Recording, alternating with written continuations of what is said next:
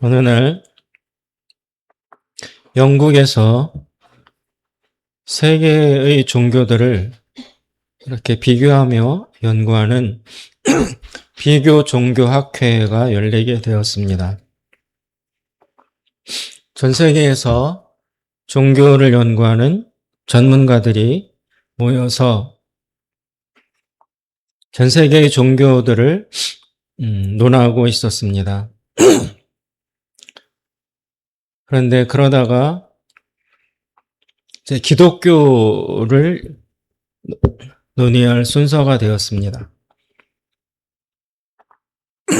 그래서 그 학자들이 다른 종교와 구별되는 기독교 신앙만의 독특한 특징은 무엇인가를 두고 열띤 이제 토론을 하게 되었습니다.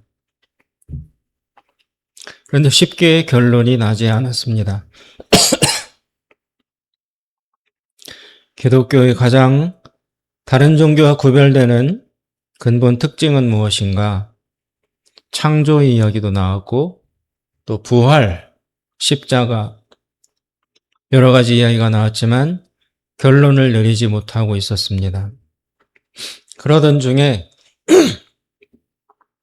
영국 옥스퍼드의 영문학과 교수였던 C.S. 루이스라는 사람이 그 학회에 참석하는 멤버는 아니었는데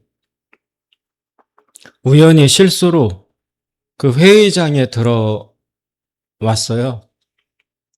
들어왔다가 그 학자들이 기독교의 가장 구별되는 특징이 무엇인가를 논하면서 결론을 내리고 있지 못하자 이 C.S. 루이스라는 사람이 자기가 나서서 문득 대답을 했습니다. 타종교와 구별되는 기독교 신앙만의 독특한 특징은 무엇인가? 그는 이렇게 대답했습니다. 그거야 너무너무 쉽죠. 은혜 아닙니까? 은혜. 기독교 신앙의 가장 큰 특징은 은혜가 아닙니까? 이렇게 대답을 했습니다. 우리가 믿는 기독교 신앙을 여러 가지로 설명할 수 있지만 가장 큰 핵심 특징은 은혜가 아닐까 합니다. 은혜라고 할 수 있습니다. 은혜는 그 본질이, 그리고 은혜를 정의 내리자면 바로 자격 없는 자에게 베풀어지는 사랑 혹은 선물 그리고 용서라고 할 수 있을 것입니다. 이 은혜의 가장 중요한 근본 특징은 바로 자격 없는 사람에게 베풀어진다라는 점입니다. 받을 자격이 없는 자에게 베푼다. 받을 수 없는 자에게 무언가가 주어진다. 여기에 은혜의 가장 큰 파격성이 놓여 있다고 할 수 있습니다. 은혜가 받을 수 없는 자, 받아서는 안 되는 자에게 주어지는 것이기 때문에 은혜는 불합리합니다. 합리적이지 않아요. 합리적이려면 자격 없는 사람한테는 주지 않아야 되는 게 맞죠. 받을 수 없는 자에게는 안 주는 게 합리적이죠. 그런데 은혜는 자격이 없지만 줍니다. 그래서 은혜는 매우 불합리하고 또 다른 면으로 보자면 은혜는 기본적으로 불공정합니다. 공정하지 않습니다. 상 받을 사람에게 상 주는 것은 공정하지만 상 받을 일을 아무것도 하지 않은 사람에게 큰 상을 베푸는 건 공정치 못한 일입니다. 이것이 은혜의 가장 큰 특성입니다. 자격을 따지지 않고 또 조건이 없이 베풀어지는 시혜이기 때문에 은혜는 기본적으로 불합리하고 불공정한 것이라고 할 수 있습니다. 이 은혜의 그런 불합리성, 불공정성이 우리에게는 기본적으로 큰 은총이 됩니다. 내가 받을 수 없는데 하나님의 용서를 받고, 받을 자격이 안 되는데 하나님의 구원을 받고, 우리에게 큰 말할 수 없는 은총이 되지만, 때로는 바로 그 점이 우리에게 큰 걸림돌이 되기도 합니다. 너무나 감사한 일이기도 하면서 동시에 어떤 때는 우리의 마음을 매우 불편하게 만드는 그런 걸림돌로도 작용할 수 있다는 것입니다. 오늘 우리가 읽은 비유의 말씀은 매우 유명한 이야기입니다. 너무 많이 듣고 읽어서 내용을 잘 알고 있습니다. 어떤 부유한 주인이 하루 일을 맡길 일꾼들을 찾아 나섰습니다.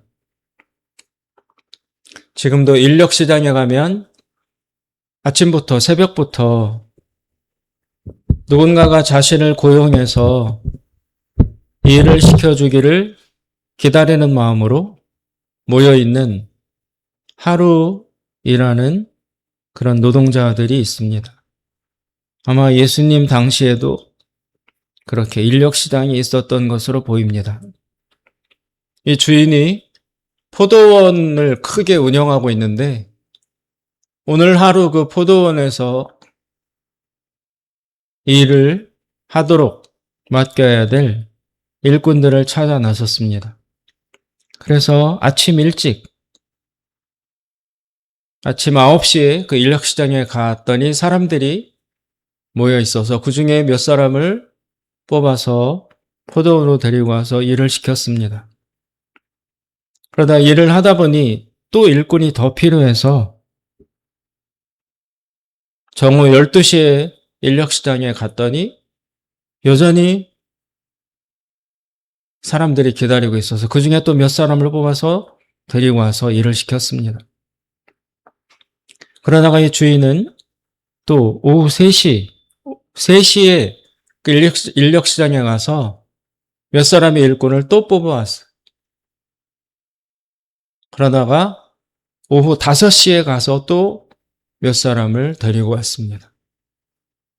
그리고 6시가 되어서 그날 일을 다 끝내고 일당을 지급하는 거예요. 하루에 예를 들어 10만 원, 12만 원 이렇게 주겠다는 약속을 하고 일꾼들을 데리고 왔습니다. 그런데 이 주인이 일당을 나눠주는데 맨 늦게 데리고 온 사람부터 지급하는 것입니다. 오후 5시에 뽑혀왔던 사람들은 와서 1시간밖에 일을 안 했는데 6시가 되었어요. 그래서 오늘 하루는 접고 이제 일당을 주게 되는 겁니다. 그 오후 5시에 뽑혀와서 겨우 1시간 일했던 그 사람은 속으로 이렇게 생각했을 것입니다. 일을 하긴 했지만 오자마자 끝났으니 1시간 정도밖에 일을 하지 못했으니 예를 들어 오늘 일당이 12만 원이라면 한 2, 3만 원 받겠구나. 그렇게 계산을 하고 있었는데 주인이 뜻밖에도 그 1시간밖에 일하지 않은 사람에게 오늘 하루 일당 12만 원을 그대로 다 줬어요. 그 사람은 너무나 기뻤겠죠. 1시간밖에 일 안 했는데 오늘 하루 일한 것 중에 나머지를 다 빼고 1시간 일한 일당만 겨우 받을 줄 알았는데 그날 하루 다 일한 것처럼 일당 전체를 다 지급해 주는 것을 보고 이 사람은 뛸 듯이 기뻐했습니다. 그러자 이 주인이 일당을 주는 것을 지켜보고 있던 먼저 온 일꾼들, 3시에, 12시에, 아침 9시에 이 사람들은 속으로 이제 계산이 빨리빨리 돌아가는 거죠. 야, 와서 1시간밖에 일하지 않은 사람에게 저만큼 준다면 그 사람보다 더 일찍 와서 일한 나, 그리고 아침 9시에 문 열 때부터 와서 하루 종일 일한 나는 얼마나 받을까? 1시간 일한 사람이 12만 원을 받으면 야, 나는 오늘 일한 걸로 치면 거의 8시간 일했으니까 엄청 많이 받겠구나 기대를 했습니다. 그런데 자기 순서가 되어서 일당을 받고 보니 처음 받았던 사람과 똑같은 액수를 받았어요. 그래서 이 사람 마음에 이제 분이 솟은 거죠. 그리고 주인에게 따지지 않습니까? 10절에 보면 먼저 온 자들이 와서 더 받을 줄 알았더니 그들도 한 데나리온씩 받은지라. 받은 후 집주인을 원망하여 이르되 나중은 이 사람들은 1시간밖에 일하지 아니하였거늘 그들을 종일 수고하며 더위를 견딘 우리와 같게 하였나이다.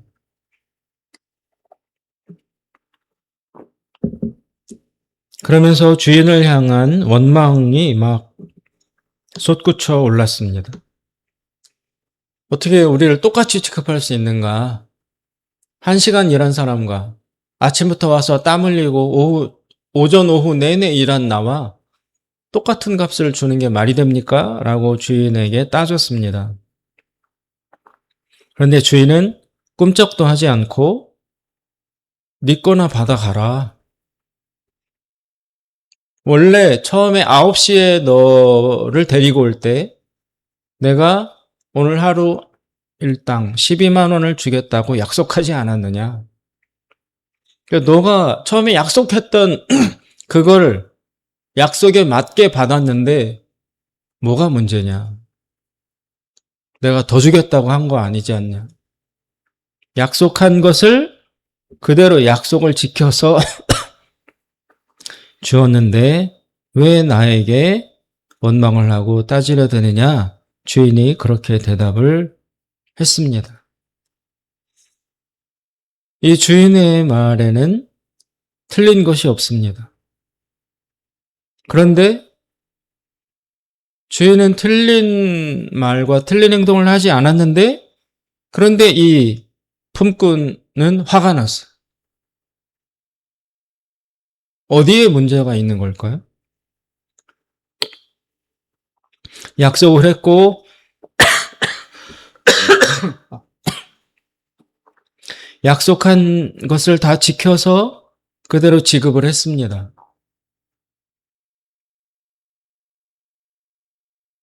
어떤 사람은 막 기뻐해요.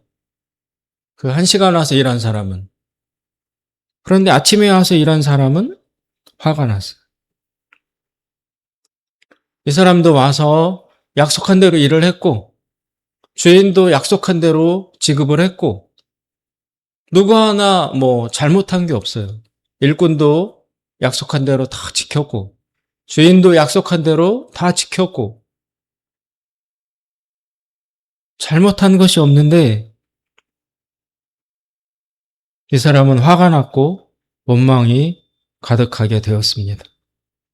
어디에 문제가 있었길래 누구의 잘못이기에 처음 시작은 좋았지만 마지막은 이렇게 비극으로 끝나게 되는 것일까요? 그 점을 우리가 찾아보아야 합니다. 이 품꾼들은 처음에는 모두 감사로 일했습니다. 막 즐겁게, 야, 오늘 아무도 나를 써주지 않았더라면 하루 공칠 뻔했는데 저 주인이 나를 뽑아주어서 와서 일하고 돈을 벌게 되었다. 그래서 감사한 마음으로 오전 내내 열심히 일했고 점심 먹고 오후에도 땀 흘려 최선을 다해서 일을 했습니다. 문제가 없었습니다. 주인을 향한 감사의 마음으로 성실하게 일을 했습니다. 그런데 하루 종일 아무런 문제가 없었는데 마지막에 그날 하루에 싹쓸 받을 때 문제가 발생을 했습니다. 먼저 온 자나 나중 온 자 모두 다 같은 양의 품삯을 받은 것, 거기에서 문제가 발생을 했습니다. 이 처음 뽑혀온 일꾼의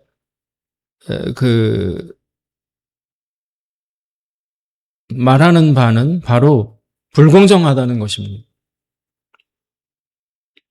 아침부터 와서 땀 흘려 하루 종일 일한 나와 겨우 끝나기 1시간 전에 와가지고 일하려다가 끝난, 뭐 제대로 한 것도 없이 손대려다가 끝난 사람하고 똑같이 취급하는 게 공정합니까? 내가 더 많이 받아야지. 왜 일을 더 많이 했는데? 저 사람은 와서 옷 갈아입고 연장 찾고 하다가 끝. 근데 하루 일한 값을 받았고 나는 이것저것 오늘 한 일이 너무나 많은데도 똑같은 돈을 받았고 불공정합니다. 불합리합니다. 처음에 주인에 대한 감사의 마음으로 시작했던 이 일꾼의 그 내면이 큰 원망으로 순식간에 바뀌게 되었습니다.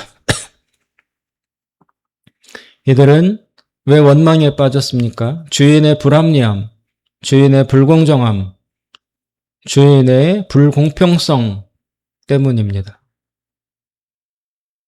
그러나 이 사람들이 망각한 것이 있습니다. 자기들 역시 처음에는 자격 없는 사람들이었다는 것입니다. 지금 이 사람은 내가 일한 것에 비추어 볼 때 저 1시간 와서 일한 사람은 자격이 없지 않습니까? 나는 받을 만한 자격이 있습니다. 근데 저 사람은 받을 자격이 없지 않습니까? 그런데 왜 자격 없는 사람한테 베풀어 줍니까? 이걸 따지고 있는 거잖아요.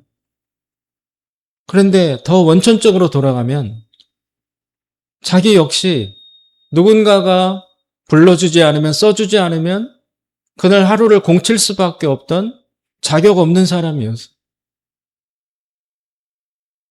자기도 이 오늘 하루 일당을 받을 만한 자격 자체가 없는 사람이었습니다.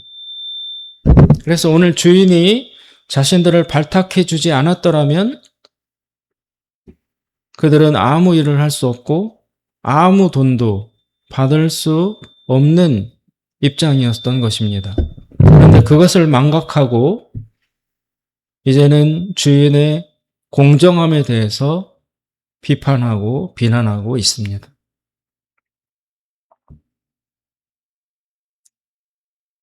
그 순간 이 사람은 자신이 자격 없는 사람이었다는 생각을 완전히 잊어버리고 자신이 자격이 있는 사람이라고 어느새 생각이 바뀌어 있어요. 순간. 자신의 본분, 자신의 출발점, 그것은 까맣게 잊어버리고 어느새 당당한, 받을 만한, 공로가 충분한, 자격이 차고 넘치는 그런 권리 있는 사람으로 확 순식간에 변화되어 있습니다.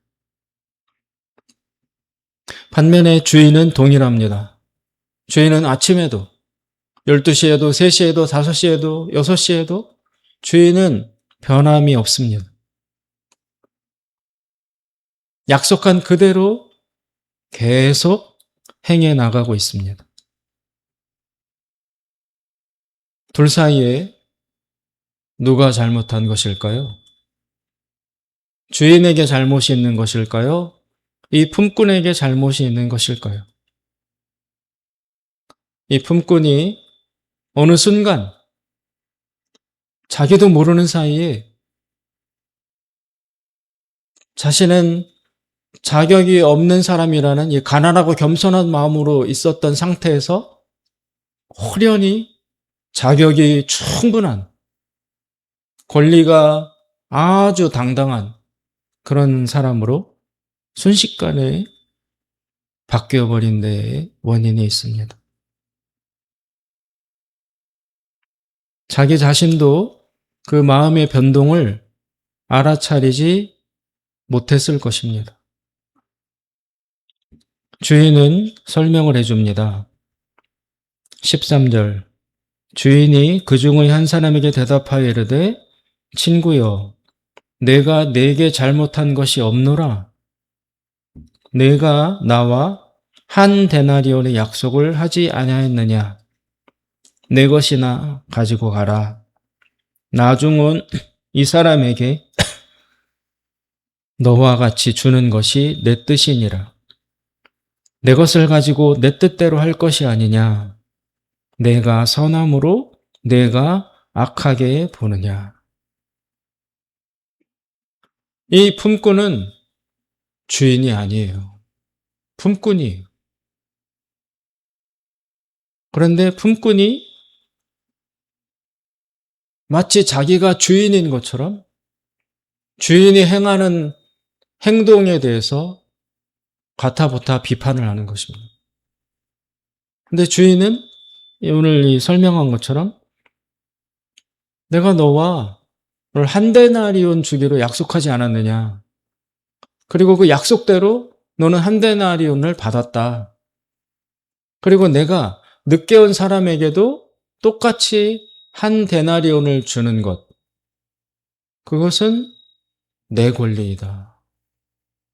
돈도 내 거고 저 사람도 내가 고용한 것이고 그래서 그 1시간 일한 사람에게도 똑같이 지급하는 것, 내 돈을 가지고 내가 행하는데 내가 가진 돈에 아무런 권리가 없는 품꾼인 너가 왜 나보고 잘못한다, 이래라 저래라 따지느냐. 너는 너 거나 받아서 가라. 여기서 아주 중요한 말을 주인이 합니다. 15절. 내 것을 가지고 내 뜻대로 할 것이 아니냐. 내가 선함으로 내가 악하게 보느냐.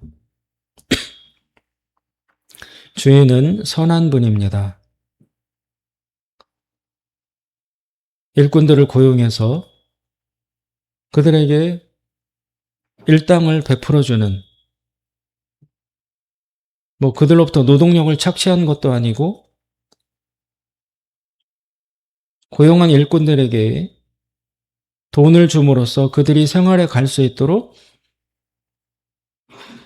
베풀어주는 사람입니다. 악하지 않습니다.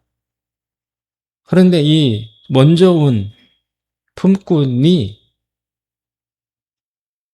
주인을 악하게 보고 있습니다. 악하다. 저렇게 행동하다니 악하다. 불공정하다. 불평등하다. 오늘 이 먼저 온 품꾼이 하는 생각, 이 사람이 빠진 원망, 이것은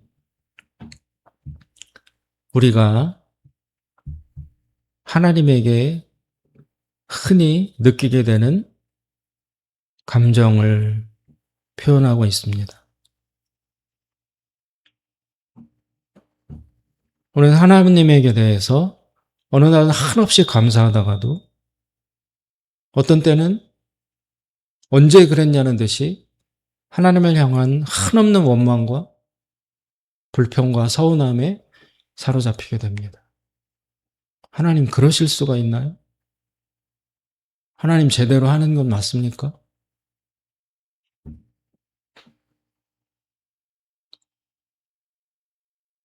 하나님을 악한 분으로, 불공정한 분으로 바라보게 됩니다.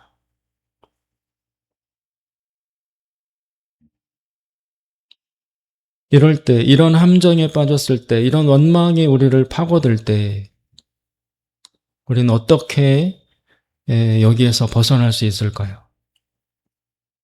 이 먼저 온 일꾼도 뭐 오늘 하루 뽑혀와서 너무너무 즐겁고 감사하고 열심히 일했고 하루 종일 내내 아무 문제가 없었는데 막판에 뒤집어졌어요. 확 기분이 잡치고 응? 처음에 감사했던 마음은 다 날아가고 오늘 약속한 한 데나리온을 받아서 집으로 돌아가서 가족들에게 자녀들에게 뭐 맛있는 것을 사줄 수 있고 막 이런 즐거움으로 가득 찼었는데 마지막 한순간에 그게 다 뒤집어지고 돈을 받긴 했지만 쓸데없어 보이고 이거 가지고 뭐해? 하나도 반갑지 않고 하나도 즐겁지 않은 그런 마음의 지옥 가운데 빠지게 되었습니다. 근데 주인은 이 사람에게 뭘 잘못한 게 없어요. 안 준 것도 아니고 일만 시키고 일당은 안 준 악덕 주인도 아니고 불러다가 일할 기회를 줬고 일하고 나니까 약속한 돈을 줬고 주인은 뭐 잘못한 게 없어요. 그런데 이 사람은 시험에 들었어요. 혼자, 자기 혼자. 기분 잡치고 즐거움은 하나도 없고 오늘 일당 받은 것도 하나도 귀하게 여겨지지 않고 아유 버리고 싶고 누가 어떻게 뭐 하지 않았는데도 혼자 마음에 지옥에 빠지게 되었습니다. 하나님을 믿는다고 살아가고 있는 우리들의 마음 가운데 수시로 일어나는 일입니다. 하나님에게 한번 시험 들고 나면 한번 서운함이 들고 나면 더 이상 교회 나오고 싶지도 않고 기도는 뭐 꿈도 꾸기 싫고 말씀 지겨웠고 하나님 얘기 꺼내는 것도 싫고 그렇게 마음이 우리도 급변하게 됩니다. 이럴 때 우리는 어떻게 해야 하겠습니까? 어떻게 해야 이 원망으로부터 벗어나서 처음 느꼈던 감사, 기쁨 이런 것들을 되찾을 수 있을까요? 우리는 그 은혜의 본질에서 처음 이야기했던 것, 은혜는 자격 없는 자에게 베풀어지는 것이다. 조건이 되지 않는 사람에게 값없이 주어지는 것이다. 그 은혜의 원리로 돌아가야 합니다. 내가 자격 없는 자, 받을 수 없는 사람, 해당이 안 되는 사람이라는 그 사실을 내가 잘 기억하고 있을 때, 그때는 모든 것이 다 감사요. 모든 것이 다 고맙고 과분하고 기쁨으로 받아들이게 됩니다. 그런데 조금이라도 내가 자격 있는 사람이요. 받을 만하고 이만큼 뭐 잘했고 그런 마음 상태로 손톱만큼이라도 접어들기 시작하면 그때부터는 순수한 감사, 정말 순전한 고마움, 기쁨 이런 것들은 어떻게 강제로 집어넣으려고 해도 우리 마음속에 들어오지 않아요. 감사를 막 쑤셔 넣으려고 해도 우리를 이 쪼개서 강제로 집어넣으려고 해도 그렇게 되지 않습니다. 안에서 닫아놨기 때문에 밖에서 아무리 집어넣으려 한들 넣을 수가 없습니다. 우리가 우리 자신의 죄인됨을, 하나님 아버지 앞에 자격이 없음을, 여기 나와 있는 그 인력 사무소에 모여 있는 희망 없는 사람들, 누군가 뽑아주기 전에는 오늘 하루 희망을 가질 수 없는 그런 사람들과 같았다는 것을 즉시 기억하고 그 자리로 돌아가야 합니다. 내가 조금 잘한 것, 나의 공로, 나의 수고, 내가 애쓴 건 할 만큼 한 것 자격, 이 마음에 머물러 있는 한 절대로 감사를, 기쁨을 되찾을 수가 없습니다. 그때는 아무리 좋은 말을 들어도, 아무리 강제적으로 뭘 하려고 해도 안 돼요.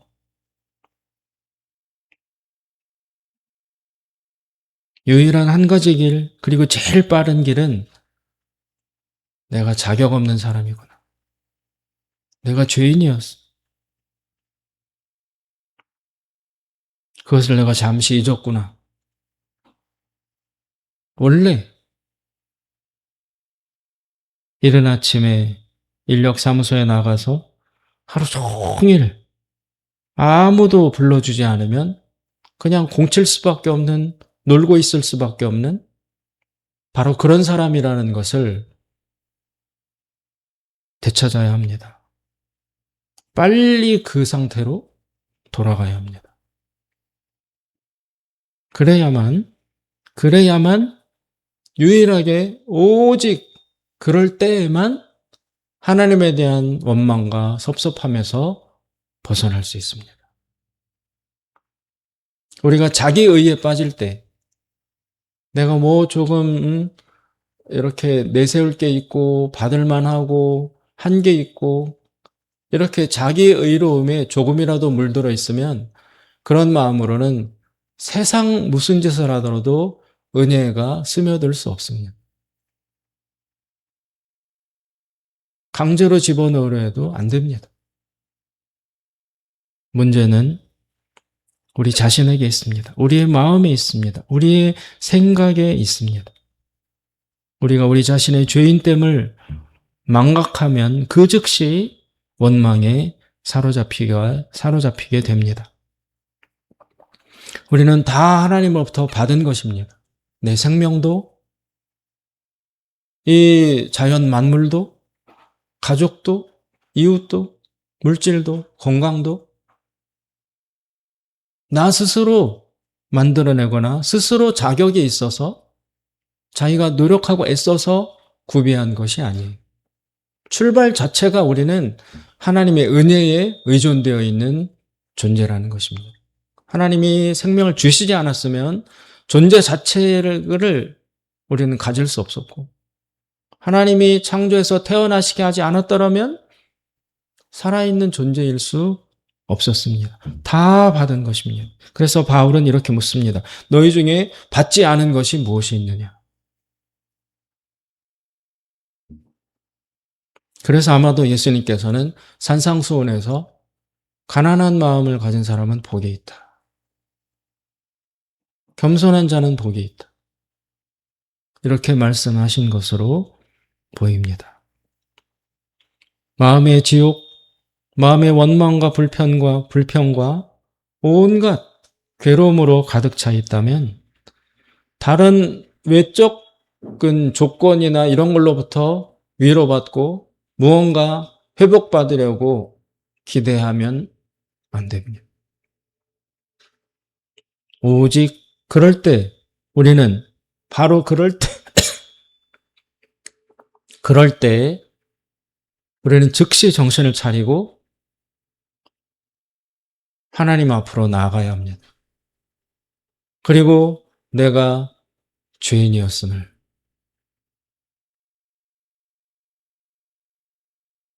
이른 아침에 일자리를 구하려고 인력사무소에 나가 있는 희망 없는 그런 일꾼과 같았음을 내가 자격이 하나도 없는 사람임을 바로 깨닫고 하나님 앞에, 하나님 말씀 앞에 엎드려야 합니다. 즉시 돌아가야 합니다. 즉시 돌아가야 합니다. 그러면 그때 이후부터 찬송가가 나에게 의미 있어지고 하나님 말씀이 나에게 생명으로 다가오고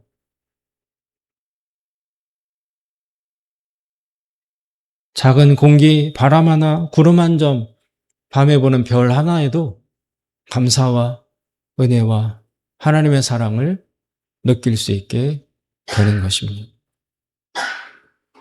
문제는 나에게 있습니다. 나의 마음에 있습니다. 그래서 우리가 원망을 많이 느낄 때, 불평, 짜증, 기쁨이 없고 감사를 못 느낄 때, 그때 바로 정신 차려야 합니다. 내가 너무 위험하다는 것을, 이대로 있으면 너무너무 위태롭다는 사실을 즉시 깨닫고 의지적으로라도 강제적으로라도 하나님 보좌 앞에 나아가 무릎을 꿇고 자신의 그 자격 없음을 빨리 기억하고 빨리 회복하도록 몸부림을 쳐야 합니다. 그래야만 회복될 수 있습니다. 하루 종일 일하고도, 하루 종일 땀 흘리고도 그 마치는 저녁 시간에 허탈하고 기쁨이 없고 감사가 없고 즐거움이 없는 그런 하루를 우리가 보내게 된다면, 그리고 그런 하루하루를 오늘만이 아니라 계속 내일도 그 다음 날도 그런 마음으로 보내야 한다면 그것 자체가 고통이요 지옥이라고 할 수 있습니다. 왜 거기에 빠졌는지, 그 원망의 감옥으로부터 벗어나야 합니다. 그러려면 주인 되신 하나님, 그리고 그 앞에서 아무런 자격이 없는, 애초에 받을 자격 자체가 없는 그러한 신분이 바로 나 자신임을 어떻게 해서든 회복을 해야만 하는 것입니다. 우리 원망과 불평이 찾아올 때 우리는 하나님 앞으로 돌아가서 우리의 죄인됨을, 자격 없음을 회복하도록 바로 그 점에 우리는 집중해야 할 것입니다.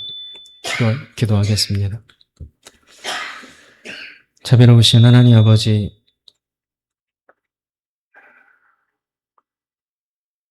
하루하루의 일상이 쌓이면서 때가 묻고 녹이 슬고 우리 마음의 경건함을 잃어버려서 열심히 노력함에도 불구하고, 애를 씀에도 불구하고 마음에 기쁨은 없고 감사는 없고 원망과 불평과 짜증만이 쌓이는 그런 하루를 우리가 보내고 있다면 즉시 하나님 보좌 앞으로 나아가 우리 안에 일어난 이 마음의 변화, 겸손에서 교만으로, 자격 없음에서 자격 있음으로, 죄인에서 의인으로 어느새 변화 있는 우리의 마음 이 상태를 알아차리고 주여 다시 낮아지도록, 다시 죄인의 마음을 되찾도록, 다시 가난한 마음을 회복할 수 있도록